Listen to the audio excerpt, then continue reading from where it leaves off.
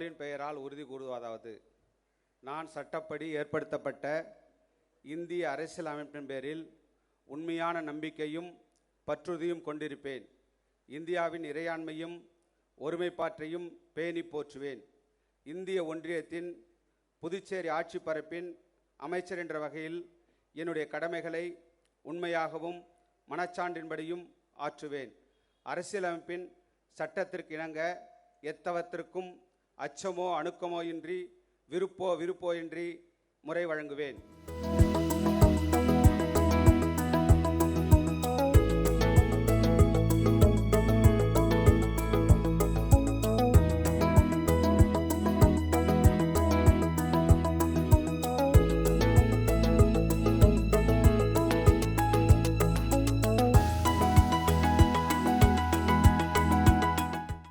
நமச்சிவாயம் எனும் நான் கடவுளின் பெயரால் உறுதி கூறுவதாவது, நான் நேர்முகமாகவோ அல்லது மறைமுகமாகவோ ஒருவருக்கோ அல்லது பலருக்கோ இந்திய ஒன்றியத்தின் புதுச்சேரி ஆட்சி பரப்பின் அமைச்சர் என்கின்ற முறையில் என் கவனத்திற்கு கொண்டு வரப்படும் அல்லது எனக்கு தெரிய வரும் எந்த செய்தியும் மேற்கூறிய அமைச்சர் என்கின்ற வகையிலே என்னுடைய கடமைகளை முறையாக ஆற்றுவதற்கு தேவைப்பட்டாலன்றி தெரிவிக்கவோ அல்லது வெளிப்படுத்தவோ மாட்டேன்.